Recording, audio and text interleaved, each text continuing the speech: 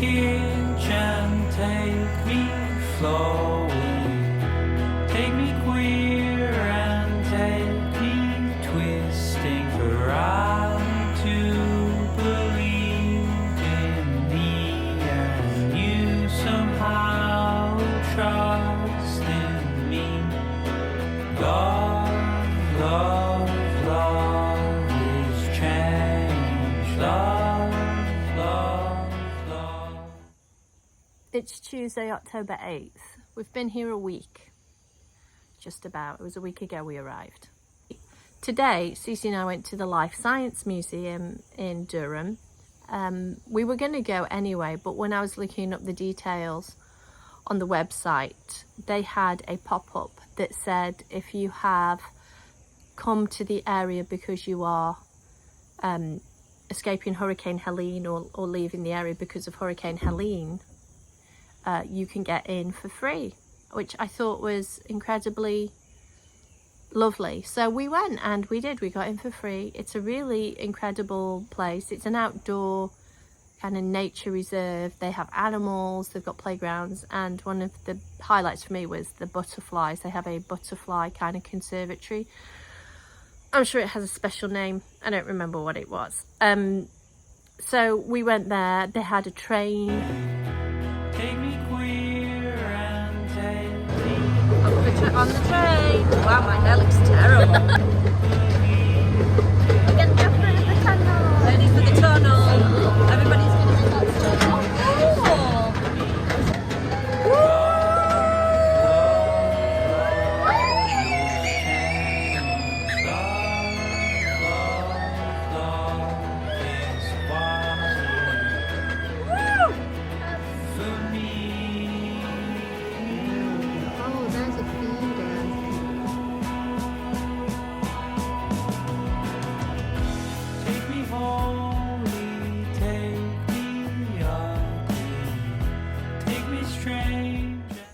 Over the last sort of week, we have been kind of just acclimatizing to being in a different place. The most important thing for me right now has been first Cece, making sure Cece is occupied and having some structure, but also being stimulated. So we've been to lots of different places.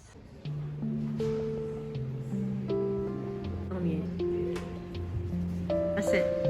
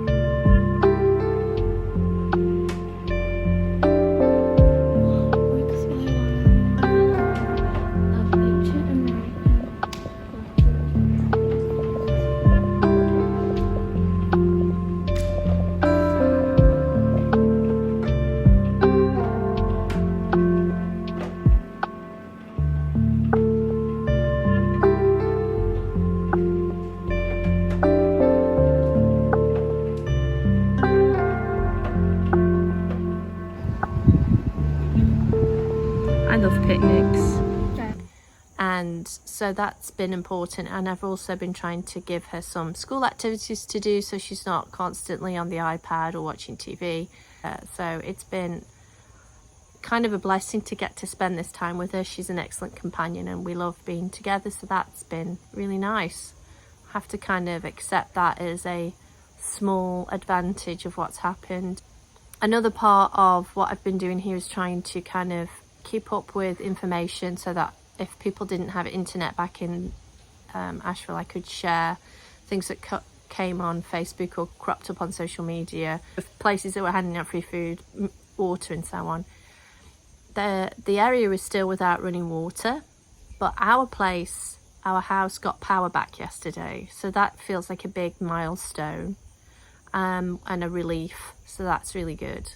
And it feels like things are getting a bit, wouldn't say back to normal, but things are moving, there's progress. We've had some good updates about the water system, but still no one has been able to share like how long it's going to take to get water back, given the massive task of restoring it all. I'm trying to come up with strategies and ways that I can use what skills I have, whatever they are, to make sure that people are aware going forward of how we're progressing or not progressing or whatever. But sometimes it is necessary to just have a bit of a rest, a mental rest.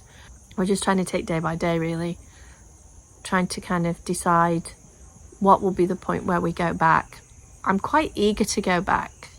I miss my area, I miss my neighbourhood. Obviously I miss being with Chad and the pets as well, but I also kind of am aware of the fact that the lack of running water is still such a drudge for everyone. So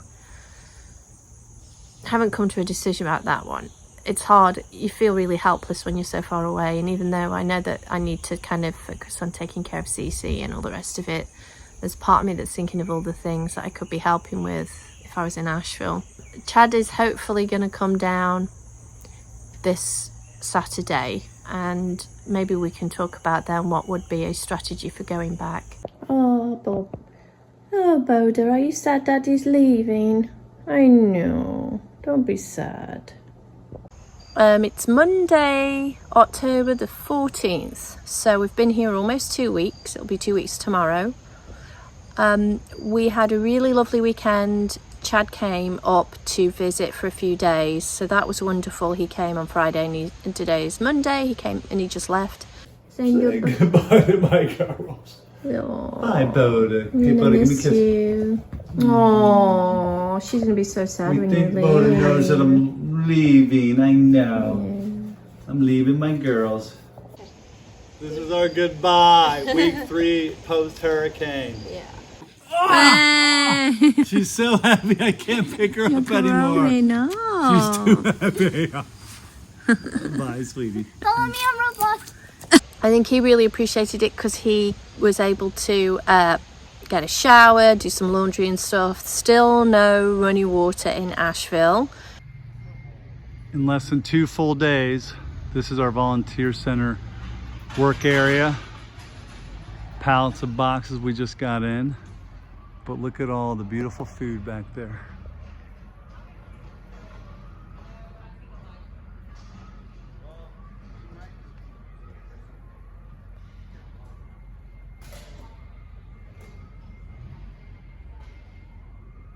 Two weeks later after the hurricane.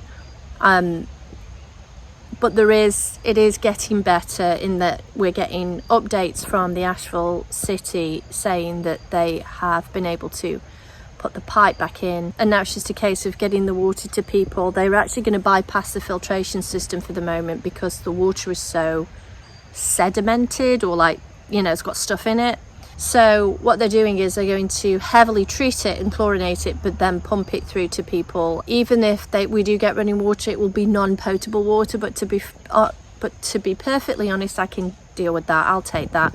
So we're not yet going back. We are hoping, and we're sort of assuming, I don't know why, that we might go back next week, early next week. And why do we think this? Well, I kind of get the feeling we might actually end up getting water early next week. Some places have already got water in the area. So fingers crossed that's what's going to happen. Do you want to take like the master title, or do you want to do 2 out of 3? Or I could probably win something over here. Okay. I should probably win something. Hey, truffles. Change it? What do you mean? Saturday morning on October the 19th, we got water back at our house in Asheville a few days ago, and so we are going home on Monday. So it'll be just about 3 weeks when we leave that we've been here in Durham, I also want to share a couple of accounts one from a dear friend of mine who owns Silver River chairs, or owned Silver River chairs. They're in the process of deciding kind of where they're going to go forward with it. They lost a lot of their business, the stock that they had, the chairs and the materials and everything. They were in a studio that was completely flooded, and this is what my friend Brandy, who owns the studio with her husband Dave, talked about in her post. We said goodbye to Curve Studios last night. Everyone was there. The shop itself was great, but what really made the space special was the garden and the Curve community. At the moment, the loss of the shop is less painful than the devastation to the garden, and that we won't be seeing the group of people every day who made the space so special. Yesterday was the 35th birthday of Curve Studios and Garden. What was every colour of the rainbow is now dull with dust and covered with trash. And then she said, chair nerds never say die, but climate change destroys community. And then the other one I wanted to share with you was from a local person called Asia Sula, and she teaches about kind of spirituality and stone medicine and things. I've been following her for years, as a lot of my friends have. And she says, one of the hardest parts of this experience is having the places and things that once brought you great comfort or healing now be the very thing that threatens your well-being. Our homes and businesses, our beloved rivers and trees. And yet in the midst of all that loss, there have been your messages, your support and love. So I think that's another thing too, is a lot of people came to Asheville it's a haven for a lot of people. We moved here because we liked the area, and I can't say anything more profound than that. We just sort of thought it was a cool place. And we were at the time living in Zambia, and we sort of, I often say we stuck a pin in a map, and this is where we ended up. But over the years, this has been an incredibly important place for me and my spiritual journey. It's where I refound paganism. And one of the things I do want to shed light on and share with people is that community with the wider world. Asheville is the place people come to for solace.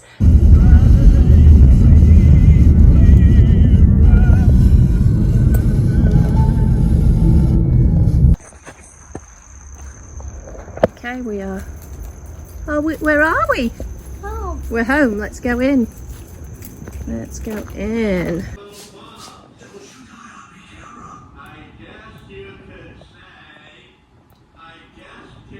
Okay, well, we're back in Asheville.